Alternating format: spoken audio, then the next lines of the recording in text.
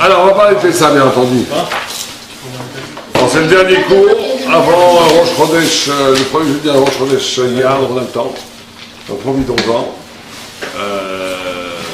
Voilà. Alors, on y va. Donc, avant on va essayer de voir comment, à partir du Maral, c'est la Gada du Maral, on va pas mettre du Khamar dessus, peut-être. Voilà. C'est qu'après, à la fin, on n'a pas le droit non, on n'a pas le droit de manger, même avec. Vous pouvez manger du lait et quelqu'un d'autre mange de la viande en mettant un équerre, en mettant quelque chose qui n'a pas l'habitude d'être sur la table. Mais pas à Pessah. Pessah, on ne peut pas. Vous êtes sur l'autoroute à Pessah, vous arrêtez, les goïms mangent du pain et vous voulez manger à côté d'eux, vous ne pouvez pas. Vous avez une petite miette, ça. C'est vraiment. C'est la même raison que ce qu'il y a dans le Prométhée soit. C'est Isurana qui nous partage. Non, il demande pourquoi, effectivement, c'est pas maté la fille BLF. Alors il donne plusieurs raisons. Non, il dit que Isurana, ils sont moutards sauf que le Khames, c'est juste pendant. Ils sont à Somana. Le Khames, c'est différent que l'eau pas déliminée. C'est pas que les gens ne s'éloignent pas de. Là, c'est que tu as peur qu'une petite pied tombe et que c'est pas juste maté la fille bémillonne. Non, mais il peut aussi avoir le schéma voleur l'eau, parce que c'est pas quelque chose. Ça, c'est pourquoi il faut la petite carte. Mais on te dit pourquoi tu dois manger à côté d'un goy. Alors, vous êtes prêts avec moi ou pas? Donc, on va essayer de comprendre. Il y a le soir de Pessah, le Seder, il y a écrit dans la Char, dans la Chazad plutôt, que celui qui mange la matzah le soir de Pessah, il est sûr de ne pas avoir de maladie toute l'année. Ce qui est assez étrange, parce que tu vois qu'il y a plein de gens qui mangent la matzah, ils sont malades. On en a plein. Le problème, c'est que pas tous les jours religieux mangent la matzah shvoura, plus ou moins, et il y en a quand même malheureusement qui tombent malades. Donc c'est quoi cette histoire? C'est que tu viens de malade à cause de la matzah. Ah oui, c'est ça, t'attends encore un degré en dessous. Et donc, non, la matzah ne va pas te rendre malade, c'est impossible, ça j'y crois pas. C'est psychologique, c'est pas physique. Donc c'est une façon de manger la matzah, qui te protège de tout, et on va voir pourquoi. Mais en tous les cas, le soir de Pessah, il y a 14 étapes. Et ces 14 étapes, comme Yad, comme la main Yad, Yad la Chazaka, la main qui t'a sorti d'Égypte. Et ces 14 étapes ne sont pas juste des étapes halachiques, ce sont aussi des étapes initiatiques qui te font chaque fois monter d'un cran. Et on va voir que c'est très extraordinaire cette façon. Et il faut absolument, quand on est la soirée du Pessah, c'est vrai qu'il y a une excitation, c'est le soir du Pessah, on fait la mise à manger la matzah, l'herbe à kosot, le marron, le sandwich de coréen. Mais il faut rappeler les gens l'essentiel. On ne fait pas ça, c'est pas juste une fête familiale. On est maintenant, grâce au CD, on va passer d'un état d'esclavage à un état de liberté absolue. Et ce passage de l'esclavage à la liberté absolue, elle est initiatique, ça veut dire, elle demande un cheminement spirituel avec une élévation graduelle. Et il y a 14 marches. 14 marches. Et on va voir comment les 14 marches nous amènent vers la Dvekuta, ça veut dire l'adhésion au divin qui est lui-même source de liberté. C'est ça l'histoire de Pessah. Dveikut avec Akadosh Baruch Hu, qui est lui-même source de liberté. D'accord? Ça Rosh Chodesh, ce tarif? Non, avant. Vous dites 14. 14, le 14 au soir, le 15. Mais vous dites 14 marches. 14 Nissan. Ah, d'accord? 14 marches. D'accord. Alors, non, c'est vrai que la Gada dit Echol de Rosh Chodesh. On pourrait aussi commenter ça. Pourquoi il y avait une avamina qui se à côté, à partir de Rosh Chodesh? Le Maral explique longuement parce qu'en réalité, le temps métaphysique de la liberté, il ne commence pas, il commence Rosh Chodesh. Quel jour il a reçu Yaakov les brachot? Quel jour? Rosh Chodesh Nissan. Quand est-ce que le Mashiach est né? Rosh Chodesh. Quand est-ce qu'il arrive? Rosh Chodesh Nissan. Rosh Chodesh, c'est un temps beaucoup plus fort parce que le Rosh Chodesh, dit le Maral, c'est le début, il ne dépend de rien. C'est une éclosion nouvelle du temps. C'est pas un cher du temps. Le 14, c'est très mauvais, on aurait dû faire ça le premier. Et Chol mi Rosh Chodesh. Talmud Lomar, on dit non, Bayom Ahou. Et Choyot Beod Yom, Be'avourze, je n'ai parlé que quand il y a la matzah et les marrons devant toi. Mais ça veut dire quoi? Ça veut dire qu'il y a c'est un très grand chidouche. Normalement, on aurait dû faire Pessah à Rosh Chodesh, parce que c'est là où tout commence. Mais on veut que la mitzvah corresponde avec la libération réelle, effective. C'est pour ça qu'on te dit les matzah, la marron, il faut qu'on puisse toucher la liberté des doigts, parce que ce ne soit pas simplement métaphysique. Mais dans le monde métaphysique, Rosh Chodesh, c'est plus fort qu'on fait ça. On donne la liberté. Mais en tous les cas, 14 étapes. Alors on commence. Première, quelqu'un la connaît? Kadesh. Kadesh, c'est la Gloucha. On va faire très rapidement parler un peu de la halakha. c'est la Gdusha. Alors, juste une question. Or, la Gdusha, non, la Gdusha, c'est le plus haut niveau. Comment se fait-il qu'on commence par Kadesh? Alors, vous allez dire, C'est dans la commence, on est obligé de Ouais, commencer par. pourquoi? Non, si on le prend en termes métaphoriques d'un Parce qu'on est au 49e niveau de. Il faut basculer pour pouvoir. ça veut dire, continue ton idée. Ça veut dire qu'il n'y a pas de possibilité spirituelle. C'est très important, c'est un yesod extraordinaire. Il n'y a pas de possibilité spirituelle sans ébranlement, c'est-à-dire que tu te jettes dans l'absolu. C'est-à-dire que si tu restes dans ton petit train-train, tu restes comme tu es, tu t'assures et tu dis bon, ce que je prends en spirituel, je monte à droite, à gauche, ça ne marche pas. Tu retombes tout de suite. Tu retombes après. Il faut se jeter dans la Gdusha qui est le plus haut. C'est-à-dire qu'il n'y a pas de... Si quelqu'un ne fait pas la décision d'être tzaddik, Eben Hashem, Shifrat Hashem, même s'il ne va pas y arriver. 2 minutes après, il va faire la shonara, 3 minutes après, il va avoir un match de foot, bon d'accord, mais c'est pas grave. Mais en tous les cas, il a réveillé en lui, pas l'instinct, il a réveillé en lui le désir spirituel d'être kadosh. Sans ça, ou alors rien ne commence, il ne faut pas te faire du désir. C'est pas la religion, la Torah. C'est pas si tu fais un petit peu, mange pas de ça, ça va, tu as un bon jus. Bon, c'est vrai, c'est bien aussi, je vous dirais. Mais ça va pas. Alors, effectivement, là, ça va être la soirée de Pessah, sympathique, il n'y aura pas rien changé avant, après, la même engueulade que tu as avec ta famille hier, tu le lendemain, pareil. Ça veut dire que tu n'as pas bougé. Un peu plus fort le lendemain quand même. Possible. Tu n'as pas bougé. Pour bouger, il faut sauter dans la Gdusha. Monsieur Pi, t'es pas bon. Tu es obligé de faire Kadesh. Tu es sanctifié, tu es obligé de te sanctifier. Al-Pi Arachah, n'oubliez jamais, on va essayer de faire que quand on dit Shechianu, il faut penser à toutes les mitzvot, pas simplement que du Kiddush. Mitzvah de Achalat Matzah qui est d'Oraïta, de Maron qui est d'Rabanan, Arba Kosot qui est d'Rabanan, Agadat Pessah qui est d'Oraïta, il faut avoir cette pensée-là, il faut dire aux gens aussi, n'oubliez pas de vous acquitter dans Shechianu de toutes les mitzvot. Il faut que le kos contienne la révite, c'est combien la révite? Ce qui dit les frachistas de Roshua, 86 millilitres, pas centilitres, c'est une bouteille de coca. 86 millilitres, 8,6 centilitres, kos, garantie à kos, deuxième chita. Ça, c'est le Sfarad, ils prennent ça. Certains Ashkenaz prennent 137, 13,7. Et 15, razoni. Hein? Et 15 aussi. 15, c'est razoni. Quand ça boum. C'est une bracha, avant c'est 100 shekels. Avant c'est 100 shekels, maintenant c'est une bracha. C'est beaucoup plus. Vous allez monter. On est Gdusha. Donc, mais au moins 86. C'est-à-dire que si le verre ne prend pas 86 millilitres, vous n'avez rien fait. S'il n'est pas marzik 86 millilitres, on n'a rien fait. C'est matriakos. On a fait d'accord. Maintenant, combien il faut boire? Robri, c'est toute l'année. C'est Malé Ogbo. Pessa, c'est le seul jour de l'année, les gens ils se trompent. Rovkos. Ou Kolkos. Ça, il y a marqué entre Ashkenaz et Sfarad. Pour les Ashkenaz, il faut boire tout le kos. Rovkos, c'est que Bidi. Pour les Sfarad, enfin je ne sais pas si c'est Sfarad, en tout cas pour le Mishtabroura, il faut boire tout le kos. Et si tu bois le Rovkos, ce n'est que Bidi Avad. Et pour le Ravovadia, du moment que tu as bu Rovkos, c'est les Ratrila aussi. Il faut acheter des petits kos. Il faut acheter un petit kos, exactement. 86, c'est rien, c'est comme une tasse de café. Une petite tasse de café, ou les petits ballons là qu'on a, c'est 150, c'est radonné, je dis. Un peu moins de la moitié de cela. Ça, c'est 210. Un peu moins de la moitié de cela. Non, c'est même pas de. C'est même moins de la moitié. 200. 180, 180, bon. En tous les cas, je sais pas, ouais, en tous les cas, il faut calculer pour les codes, parce que je ne supporte pas. Je ne vais pas dans le vin, je prends les bons codes, je prends les bons problèmes. Mais ceux qui n'apportent pas le vin, ils font. Alors maintenant, il faut boire, bien entendu, Rovkos si on est Ashkenaz, et même si on va être marqué comme on est Mishabura. Et en tous les cas, Rovkos, si on n'a pas bu Rovkos, on n'est pas yoté, c'est la seule, même si on a bu Malé Ogbo. C'est pour ça qu'il ne faut pas prendre de trop grandes kos. Donc la première idée, c'est, on le boit à coucher, sur la côté sur la gauche, bien entendu, et on doit avoir la kavanah de son Dieu dans le premier verre du Kiddush et aussi des Arba Kosot. C'est clair, on y va là. Donc on a dit, Kadesh, c'est qu'il n'y a pas d'ébranlement spirituel sans un engagement total de l'être, même s'il n'est pas vrai, même si, pas qu'il n'est pas vrai, même s'il n'est pas, il va pas permanent, il va forcément s'effriter, parce que l'un homme est un homme, il est faible, etc., il retourne ses vieilles habitudes. Mais c'est pas grave. Quand tu as décidé d'être un tzaddik, à un moment donné, tu as dit, ce soir je suis un tzaddik. C'est dur de dire ça pour Ce soir, même si ma belle-mère me lance les pics habituels, je vais que lui sourire. Je vais que lui sourire. Ce soir, je vais parler que de Torah. Ce soir, même si j'ai envie de parler du match de foot, de politique et tout, on se sera après les élections, je ne parlerai pas, je parlerai que de Torah. Ce soir, je suis kadosh. Pas moule lachna. Je suis kadosh. Non, ça n'a pas dit.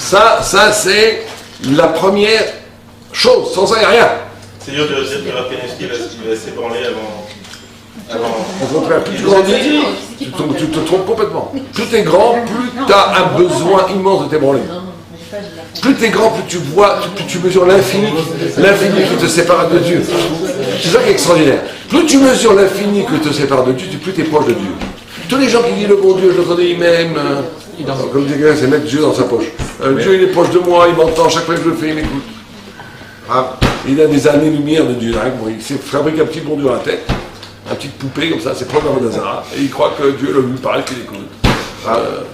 Plus quelqu'un comprend l'effroi, l'infini, plus il se passe un miracle d'une intimité avec Dieu. Et alors qu'il croit que c'est plus que toi et que moi, il comprend que ce soir, que s'il ne bouge pas, il va mourir. Qui ça? Bravo, avec Alisky ou les gants de... Si on finit avec 14, Juste le soir du Seder, la relation elle est du bas vers le haut, du haut vers le bas, c'est-à-dire que c'est... Elle est du haut vers le bas. Du haut vers le bas, donc Kadesh, Kadosh Baruch Hu qui nous sanctifie. Oui, mais que si tu te livres avec Doucha, Dieu t'envoie une lumière, prends-la. C'est ça le soir. T'as raison. Il faut sauter dans cette lumière qui t'envoie. Mais elle peut passer à côté de toi, elle ne te regarde pas. Deuxième, qu'est-ce qui se passe juste après? Ce que tu viens de dire, Uratz. Quand tu fais ça, tu es lavé. Mais de haut vers le bas. Tu es lavé. Quand quelqu'un, il demande, bon, on fera ça qu'on se lave les mains pour avoir le carpas, parce qu'on le trempe, et tout ce qu'on trempe, on fait une extida, on ne fait pas la bracha avec ses mais c'est il y a des minagim qu'on ne se lève pas, c'est quelqu'un qui t'amène, qui te lave les mains, etc. Bon. Mais en tous les cas, l'idée, c'est qu'après un engagement dans la Gdoucha, tu es purifié. Et on va sentir la purification. Quelqu'un qui s'engage dans la Gdoucha, il est purifié automatiquement. Et si je prends le carpas avec une fourchette, je dois faire le frère? Marlotte, il vaut mieux que tu travailles avec les mains. Pour être yotzé d'après toutes les chitas de la mitzvah de Netila. Quand tu fais mal bracha, c'est pas très grave, mais il vaut mieux prendre avec les mains. Karpas, troisième, c'est quoi Karpas? C'est la question, c'est le questionnement. Et là, c'est extraordinaire, comme dit le Maral nous dit. Il dit parce que quelqu'un qui s'est lancé dans la Gdoucha, qui est purifié, c'est pas juste une purification morale, physique, spirituelle. Ça va être quoi? C'est la question. Le signe de Kedusha, c'est quoi? Quand tu poses des questions. C'est malheureux à dire parce que la plupart des gens ne posent plus de questions. Quand tu arrives à un âge où tu n'as plus de questions, tu fais un Torah, tu dors, tu vis, tu rien, tu n'as plus de questions. Ben, ça veut dire que tu as coupé la source de la Gdoucha. La Gdoucha, elle pose tout le temps des questions. Pourquoi elle pose des questions? Parce que la question, le ma, la chokhma, c'est la puissance du quoi, la chokhma, koachma, la puissance du quoi, c'est ce qui te montre que tu es insatisfait du cadre limité du monde et que tu veux te lier à Dieu qui est au-delà de tout le temps au-delà de tout. Et donc la question, c'est la voie qui t'amène à un rapprochement vers Dieu. Donc quelqu'un qui pose une question, c'est un homme mort. Mais c'est quoi là? Il y a une question spéciale? Non. Pourquoi est-ce que tu es sur terre? Qu'est-ce que Dieu veut de toi? Pourquoi Dieu m'envoie cette épreuve? Qu'est-ce que la Torah dit? Toutes les questions. C'est une question de la chasta, mais est-ce que c'est comme ça? Comme c'était non, Sheila. Ça peut être aussi une Sheila à l'Alaha, il ou l'Alaha, pourquoi pas? Tu veux comprendre la Torah, c'est magnifique. Ok, mais si tu veux comprendre la Torah, mais c'est juste un dikdouk que tu veux faire et jouer aux échecs. Tu traduis la question que tu veux. T'as raison. Lui, comme ça, lui, ça l'Alaha, toi, c'est une question philosophique, l'autre, c'est une question de pourquoi je suis pourquoi. Une question, pas que ça. Existentielle. Être travaillé par la question, ça veut dire que tu n'es pas satisfait. La nature de la question est plus importante. Ça veut dire que tu ne te contentes... Voilà, tu es en quête de vérité. Tu ne te contentes pas du cadre pédagogique que tu as reçu. Tu veux comprendre plus. Que ce soit à la c'est pas grave. Tu es dans une mécanique de grandir, une mécanique de recherche, de quête de vérité, dans une mécanique de t'approcher de l'infini. Ça ne peut arriver que quand quelqu'un il a été sanctifié et purifié grâce à cet acte de sanctification. Il prend un risque aussi. Hein. Bien sûr, mais c'est très bien, c'est la suite de risque. Karpas. Tout de suite après Karpas, qu'est-ce qu'il y a? Yachatz. Yachatz, c'est quoi Yachatz? On coupe en deux. Ça veut dire que non, ça veut dire que c'est là où il va y avoir un... Là, on commence à du milieu. Ce que tu viens de dire, très bien. C'est quoi? C'est que quand tu commences à te sanctifier, à te purifier, à poser des questions, à t'arracher des modèles qui t'avaient complètement sclérosé pour être dans une dynamique de vérité, tu vas être coupé en deux. Tu vas être coupé en deux. Tu vas avoir moi maintenant, et moi quand j'étais à quelque temps en boîte de nuit, qui suis-je? Moi à Saint-Tropez, moi à la Yeshiva, moi souriant à ma femme gentiment et essayant de ne pas rentrer dans le galgal des disputes, moi... Allez, Yeshiva. Divorcé, pardon. Voilà, divorcé, remarié 3 fois. Qui suis-je? Je suis coupé en deux. Le yachat. C'est-à-dire c'est des degrés de spiritualité. Ouais. Mais on te dit que dès que tu te sanctifies, tu es purifié par Dieu. Cette purification, son signe, c'est ton questionnement et ton intérêt pour l'intelligence et pour la vérité. Mais dès que tu rentres dans cette mécanique-là, tu vas être coupé en deux. Tu vas avoir un malaise. Tu vois, Valès? C'est comme ça. Ça veut dire que d'une année à l'autre, normalement, on ne doit pas avoir un point de retour. C'est-à-dire chaque année, on On doit grandit avoir tout le temps, un- tous les jours. Mais en tous les cas, toutes les fêtes. Yom Kippour, c'est le jour de la tchouva, mais on fait tchouva tous les jours. Yom Rosh Hashanah, on est jugé par Dieu, on est jugé tous les jours. Sukkot, c'est la Emouna que Dieu te protège, on est protégé tous les jours. Et ben, c'est pareil pour Pessah. C'est un mécanisme de liberté, mais on doit travailler cette liberté tous les jours. Cette initiation tous les jours. Mais là, on est vraiment dans le cœur du diamant de comment on arrive à la liberté réelle. Donc c'est sanctification qui amène une purification, qui ouvre l'esprit et le cœur et l'âme au questionnement, ça veut dire à la recherche de la vérité, c'est-à-dire au champ, aux lignes de fuite de l'infini, mais qui produit nécessairement une rupture en toi. Tu t'interroges, mais à un moment ça va plus. Tu étais beaucoup plus confortable avant quand tu étais un idiot. Tu étais beaucoup mieux dans ta peau quand tu ne pensais pas. Maintenant tu es coupé en deux.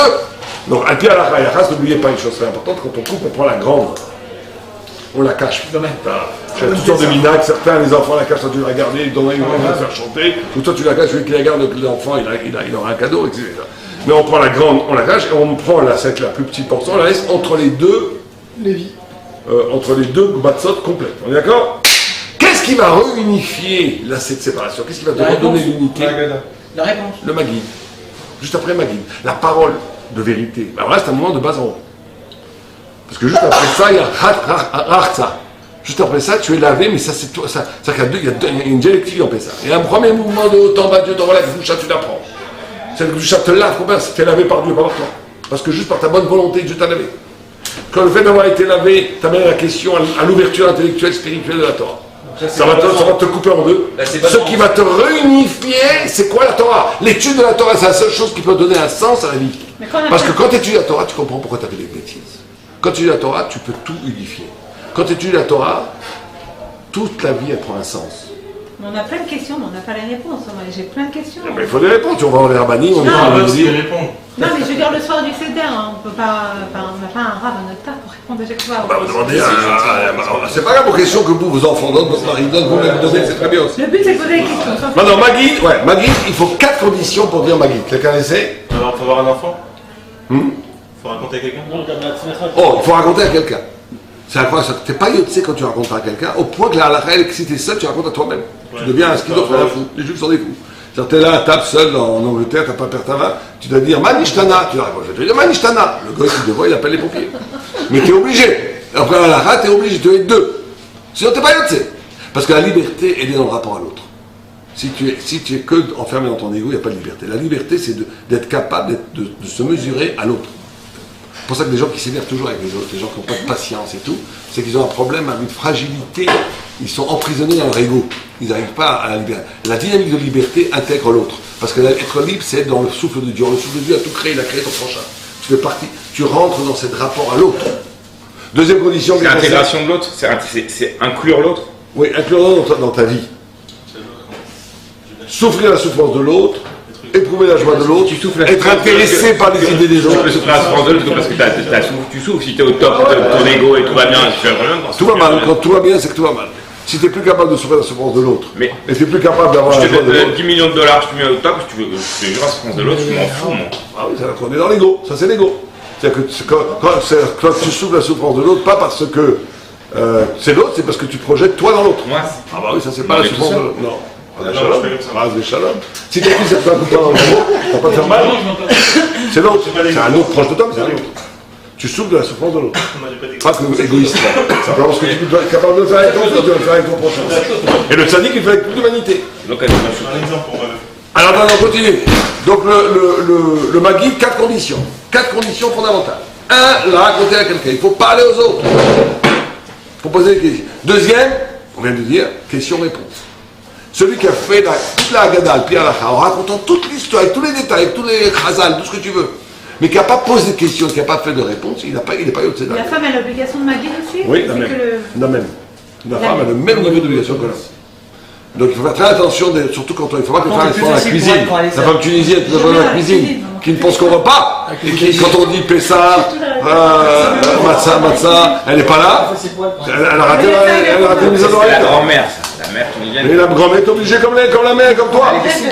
Il n'y a pas de différence entre l'homme et la femme le soir de Pessa. Ils ont les mêmes chiyuvim. La grand-mère était là. Non, je veux des chiyuvim, mais pour tout ce qui est service, tout ça, c'est pas. Tu vas aider ta femme une fois dans ta vie.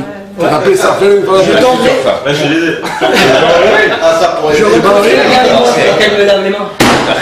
C'est loin. מי שלא חמותי למה לא מסמל את השם הטוב בשנה הזה, חתונה, חופה. Si c'est moi qui te fais la choupa. Ok, on peut continuer ou pas? Tu me fais la soupe. Lui aussi. Bézard Hachem. Lui aussi. Alors, C'est Jérôme qui Alors, fait. des fois. 1, 2, 3 là. Ah, j'étais chez La moi. trilogie. quoi qu'il encore? Là, Julio, Divorcé aussi? mort de frère. Je tape. Le Bedin il marche bien. Moi je vais me recycler. Il est jeune, il a pas fait 20 ans. Non, j'ai écrit un livre sur Ilchot Kiddushin. C'est blague ou pas? Ah, c'est D'abord, je le recycle dans Ilchot Kiddushin. C'est plus compliqué. Là, il arrive. Bon, on y va alors. C'est tant mieux. Donc les questions, c'est pas que les enfants. Hein. Non, tout le monde a posé. Question-réponse, première condition. Deuxième condition, on a dit raconter à quelqu'un. Troisième condition, ça des gens l'oublient, quand on le fait, automatiquement ils ne se rendent pas compte, c'est Gnai Shvach. On doit parler de nos hontes, de nos hontes, plutôt, PH, aspiré, de nos hontes et de notre gloire. Si tu commences à la Gada, nous sommes les plus beaux du monde, sur la Torah, sur mon Sinaï, c'est nous le peuple libre, Dieu nous aime, les goïms, Irshma, Imarshema, t'as pas fait la misva. La misva, c'est dire Avadim Aïnou. Ovdei Avodah Zara Aïnou. Ça veut dire qu'on était des horreurs. Et qu'on est aujourd'hui, On est des horreurs, peuple hein. libre. Ça veut dire Il faut remettre tout à l'heure du jour. donc tu dois être capable. Ah bah, dis-moi, Cham ou pas Gadou, c'est. Moi, je peux עבד עם היינו, עדיין באותו מצב. T'as raison, Ah, vas-y. il y a quand même une évolution. T'as raison, mais les horreurs. Il y a quand même une évolution. Ça veut dire que nous disons une chose très importante, il n'y a pas de liberté. Si quelqu'un n'est pas capable de voir les zones de ténèbres qui est en lui, il n'y a pas de liberté. Sinon il vit dans un monde affabulatoire. Il s'est construit un petit monde rose où il est très bien, il est magnifique. Il s'est créé un petit monde où tout va bien, mais il est complètement à côté de la plaque. Parce que la liberté, c'est d'être soi-même. Être soi-même, c'est accepter de te voir dans un miroir. Je suis un bon garçon, c'est vrai, mais je suis aussi un détestable sur ce point. Il faut que j'en prenne conscience. Je suis effectivement un bon juif, mais quand même là, je me laisse aller. Je pense à toi, oui, mais là, je suis un peu apikoros quand même. Hein, là, qu'est-ce que disent les sages Donc voilà, donc il y a des trucs qui vont pas. Noir, lumière. Et il faut être capable de le voir. Quand tu acceptes tout, tu es rédimé, tu es pardonné. Parce que tu prends conscience de tes fautes. Mais si tu les occultes et tu dis que le bien c'est le mal et le mal c'est le bien, il n'y a aucun pardon possible. Il n'y a pas de liberté possible. Pour s'affranchir des chaînes de l'aliénation, il faut être capable de reconnaître tes chaînes. Et là, tu peux les casser. Mais si tu les casses, tu les casseras jamais. Troisième condition absolument essentielle. Donc première, question-réponse. Deuxième, raconter à quelqu'un. Troisième et quatrième, c'est bien sûr, mais c'est inclus déjà, c'est parler. Pessah. C'est-à-dire qu'il faut parler, c'est la parole. C'est qu'on ferait tous sa question-réponse. Et même si on communique avec des regards avec son copain, on raconte rien, ça ne marcherait pas. Parce que la parole est libératrice. L'expérience du langage, dans le langage, il y a la liberté. Parce que le langage, c'est la rencontre entre le corps et l'esprit. Et c'est extraordinaire comme dit que Marie nous donne. Le langage, la langue, la parole, le discours est un lien entre le corps et l'esprit. Le corps n'est que corps. L'esprit n'est que esprit. Une chose qui n'est que ce qu'elle est prisonnière de ce qu'elle est. Amélie. Quelque chose qui n'est que ce qu'il est, il est encadré dans les limites, dans le déterminisme de son être. Ce qui va provoquer la liberté, c'est la rencontre de dimensions qui n'ont aucun rapport, qui pourtant se marient. Et là, boum, chacun est déstabilisé dans la substance de son aisance. Donc la parole, c'est le lieu de la rencontre du corps et de l'esprit, qui donne à l'esprit une possibilité infinie d'interprétation. Donc l'esprit, les idées carrées, éclatent sous le poids de la parole. Et le corps, qui est lié au déterminisme du corps, s'ouvre à des horizons conceptuels qui dépassent complètement le corps. Donc il n'y a pas de liberté sans parole. Donc on revient sur les 4 principes de la Haganah. 1. Parler à quelqu'un. Communiquer. Communication. La communication elle-même est libératrice. 2. Ça veut dire reconnaître, nous étions des esclaves, nous étions des Ovedam de Zara. Il n'y a pas de liberté si tu n'es pas clairvoyant sur tes zones de ténèbres et de lumière, les deux. Sinon tu es prisonnier par des chaînes que tu ne veux plus voir. 3. Il faut que ce soit question-réponse, parce que le questionnement est la clé de la liberté, parce que le questionnement c'est de s'arracher au déterminisme de la pensée qui va comme elle va, la pensée facile. Et donc c'est l'ouverture d'horizons conceptuels qui te libère complètement du politically correct, de l'idéologie, de tous les déterminismes intellectuels. 4, la parole. Il faut parler des paroles de Torah, une parole inspirée. Parce que la parole, c'est la rencontre du corps et de l'esprit qui donne une possibilité illimitée à l'esprit et une possibilité illimitée au corps. C'est la parole avec des réponses ou avec des questions? La parole, les deux, la parole, il faut parler. D'accord, c'est clair? Quand tu fais ça, par ce travail du Maguide, tu es, encore une fois, par le Maguide, tu es hors ça. Ça veut dire que tu es purifié, mais là tu es purifié par l'unification de ta propre parole qui a permis cette purification. Et là tu arrives au Motzi Matzah, on dit que tu trouves. Tu vas trouver toutes sortes de choses.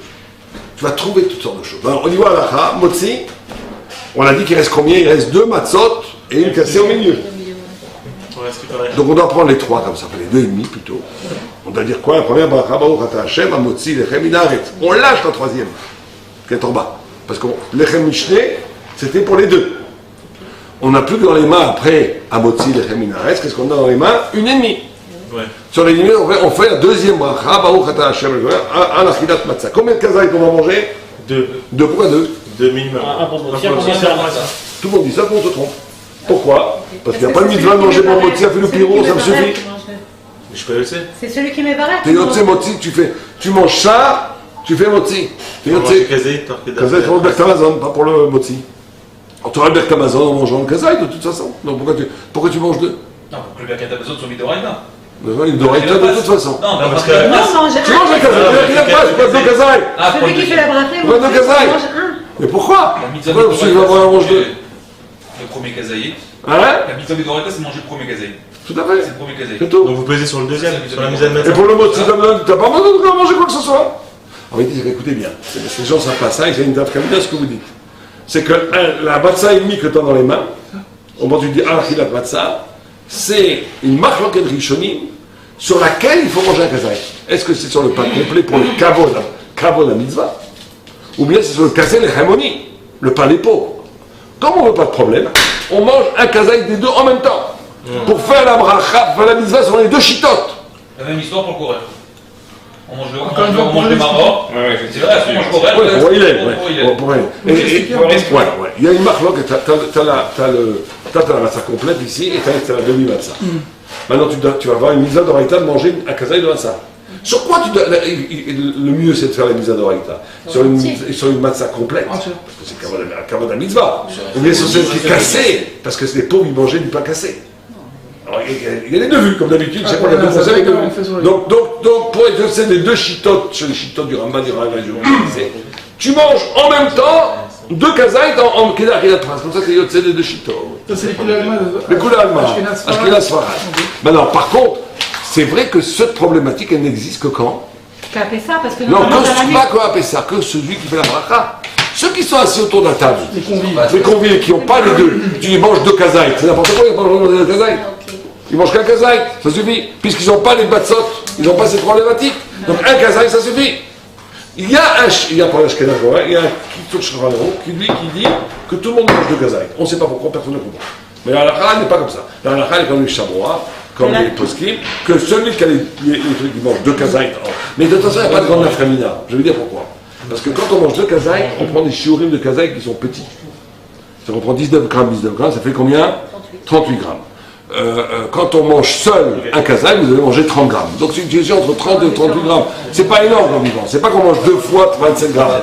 Parce qu'on est méquel, puisque c'est juste pour faire honneur aux 2 chitotes. Quand tu vas manger en tout 38 grammes, tu es sûr que tu as mangé un kazaït, tu peux dire que tu manges 19. Ok, c'est clair? Mais normalement, c'est peut-être rien à voir, mais normalement, quand il y a une bracha, on préfère la faire sur un truc chalem que sur un truc. C'est la vue qui dit qu'on fait sur chalem. Ah, c'est ça. C'est la vue qui dit que tu dois manger un kazaït sur la chalem, c'est à cause de la bracha.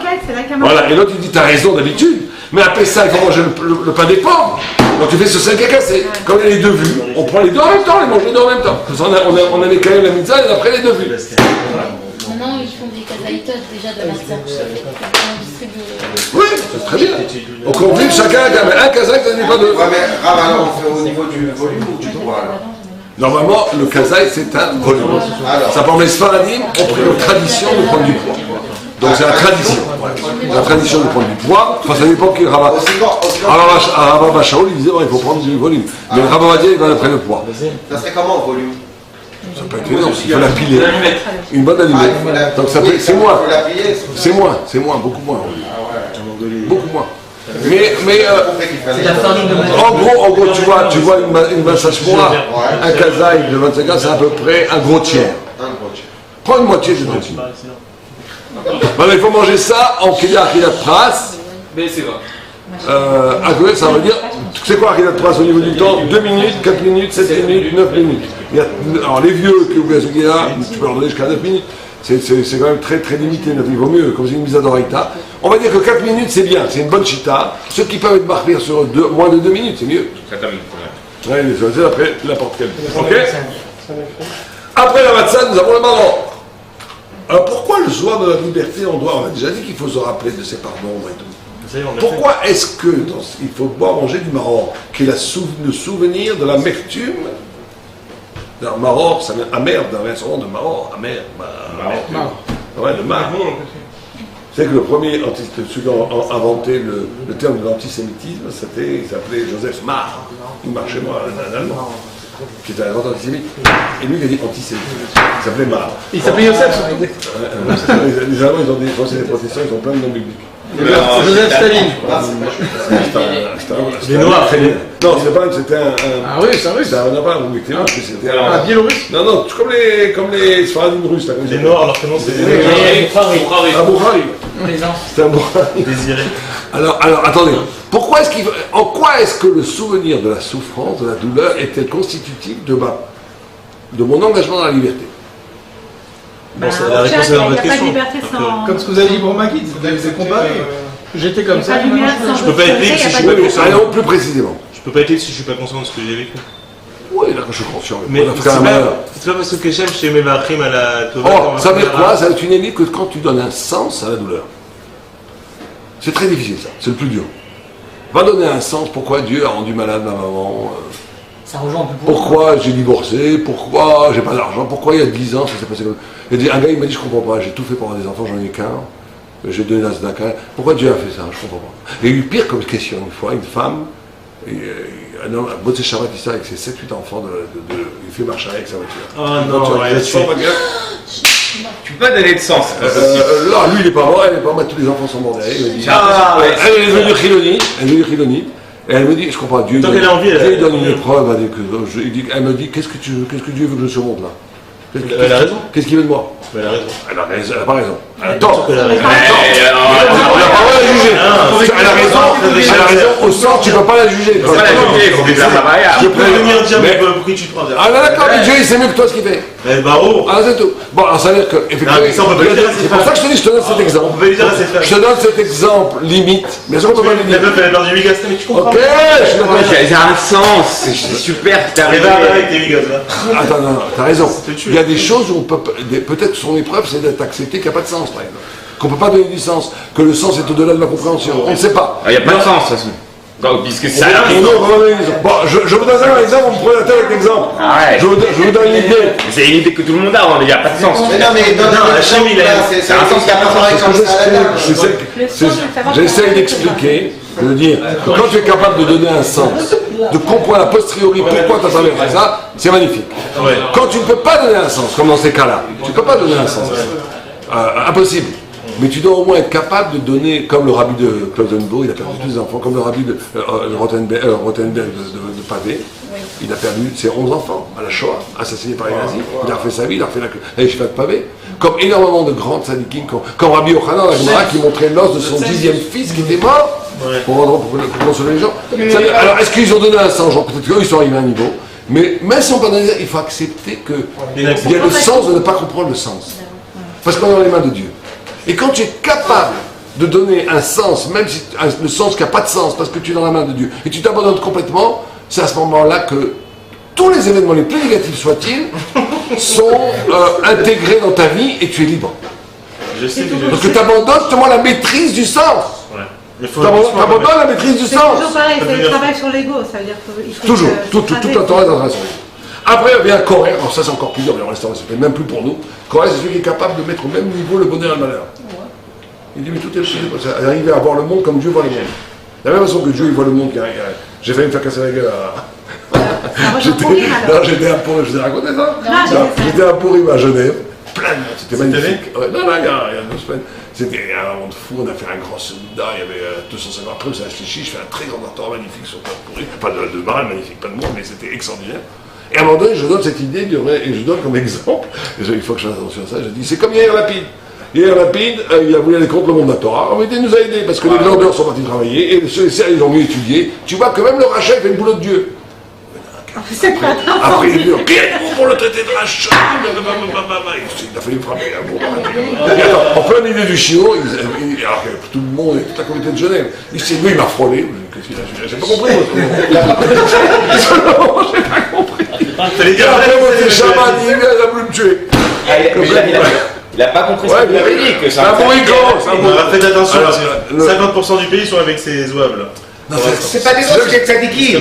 Bon, on verra pas, ça nous ce qu'on a fait. On est d'accord que c'est des tzadikim ou pas? Ils font Ratzon Hashem, ça. Ils faisaient le crowd de Ceux qui veulent des solidarités, bon, il va, let's go. Alors, j'essaie de comprendre ce que ça veut dire pour la notion de Haman. C'est que même le rachat, il a un rôle. Et que même un rachat, tu peux l'aimer parce qu'il a un rôle. Ah, tu peux l'aimer. Oui, tu l'aimes tous les jours. Mais ça ne veut pas dire que tu ne dois pas combattre sa femme, je pense. Pour le moment, il va devenir un tzadik, mais en ce moment, il est plutôt rachat. Ah, tu lui donnes un futur. Le travail de Purim, Baruch Haman. Voilà, exactement. Et bien ça, on y arrive le soir du Seder à Corée. À Corée, vous devez sourire. À Corée, c'est juste avant le repas en plus, c'est bien. On veut sourire et dans un état d'extase, de bonheur absolu. Tout est pour le bien. Ton fils, il a cassé la grande bouteille que tu as acheté à 400 shekels. Le Catherine, tu l'as acheté, il s'est cassé. Juste avant le repas, tu dois faire un grand château magnifique. C'est magnifique. Il fallait une histoire comme ça avec un Rebbe. Vraiment, lui a fait une super Agadeta magnifique, Et un élève était tellement nerveux de ça. Il a versé tout le vin, tout le monde était. C'était un parchemin avec, tu sais, en joli. Comment on dit enluminé, dans les murs. Des trucs qui venaient des fortunes. Une lithographie. Et le rabbi, il a dit. Vous l'avez offert? Non, pas moi, c'est ça. Non, ce rabbi, on lui avait offert. Il n'y a pas de Haggadah sans vin. Il n'y a pas de Haggadah sans tache de vin. Il faut être au moment où je cours d'être dans ton physique. Surtout pas. Oh, encore il était sympa. Bon, Simon Bracha, tu es content. Alors, quand tu as fait tout ce processus, tu peux enfin commencer à goûter au bon. Là, tu es dans le choufan horaire. Tu fais la gorge. Alors, pendant le repas, c'est très important de ne pas, comme il a dit, de ne pas parler de Shonara, et c'est véritablement de limiter. D'après le Brisker Rov, on n'a pas le droit de dire depuis Al-Khilat Batsashka, Afikoman, de parler de quoi que ce soit. Ça, pour l'Afikoman, n'oubliez pas que pour l'Afikoman, il faut manger 2 kazaïs, un kazaï de l'Afikoman, plus un deuxième kazaï qui accompagne l'Afikoman. C'est très dur. Ça, c'est obligatoire. Parce que c'est pas obligé, on ne peut pas, mais il faut manger 2 kazaïs. Parce que, comme l'Afikoman, il est Zechel et Koran Pessah, et on mangeait comme un Pessah avec une matzah, donc quand tu manges l'Afikoman, tu manges le zéret comme un Pessah, plus la matzah qui accompagne le Et après tu es dans la laine, et ça tu es dans l'allégresse, le chant, c'est magnifique, là tu peux demander ce que tu veux au bon Dieu, tu auras. Une dernière halakha qui est très importante. Tout le monde, beaucoup de gens font la nuit d'études à Shavuot. Ouais. Beaucoup de gens font la nuit d'études à Shana Rabba, à Sukkot. Alors tout ça c'est des minagim. Al-Pi halakha, on n'a pas le droit d'aller dormir après le Seder. Pourquoi? Il faut parler de. On n'a pas le droit. Pourquoi? Parce que je te montre. Pourquoi? Non, ça c'est comme Arbel et Zévé-Chouba. Mais parce que les étaient canons là. Non, parce que tu peux pas être libéré par Dieu. Sortir d'Égypte. Et partir dormir. Être conseillé. Et dire voilà, c'est fini, on va je vais me coucher. Ça n'existe pas. Après une certaine nuit, pareil, tu ne peux pas aller dormir. Alors qu'est-ce que tu fais? Tu dis 3 secondes ou 4 secondes pour les très forts et 10 secondes pour les super héros et 1 minute pour les grands héros. Et tu t'écroutes sur ton lit. Ça va. C'est comme ça qu'on va dormir après ça. On ne va pas dormir après ça. Merci messieurs, j'ai fait Pessah, je vais me coucher. Et les Sfaradim qui font chez Rachel. Ouais, c'est magnifique. Tu dois t'écrouler pour le lit. C'est vrai que la plupart c'est comme ça. L'agneau aux truffes, tu as des t'es pas genre, ça y est, j'ai fini, je vais me coucher. C'est le sommeil qui t'a attrapé. Ah, pendant chez Rachel, en général, on s'endort. Très bien, ça c'est magnifique. Quand on